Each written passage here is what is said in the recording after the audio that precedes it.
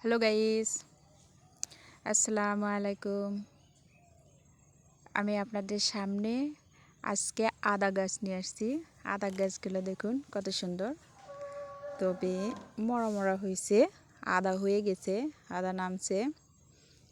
তো আদা তো অনেক উপকারীও জিনিস, আদা সব তরকারিতেই খাওয়া যায়। তবে যাদের সর্দি কাশি লেগে থাকে তারা কিন্তু আদা চা খেতে পারে, আদা দিয়ে চা খেতে পারে, অনেকটা উপকারী। এখন শীতের দিন আসছে, আদা চা তো খাওয়াই যায়। আদা ত্বকের জন্য অনেক উপকার। আদা ক্যান্সার প্রতিরোধ করে, আদা চুল ওঠাতে বন্ধ করে। তবে আদার রস, পেঁয়াজের রস, লেবুর রস, চাল ধোয়া পানি একসাথে মিক্সচার করে যদি মাথাতে শ্যাম্পু দ্বারা ব্যবহার করা যায় তাহলে কিন্তু চুলের অনেক উপকার হয়।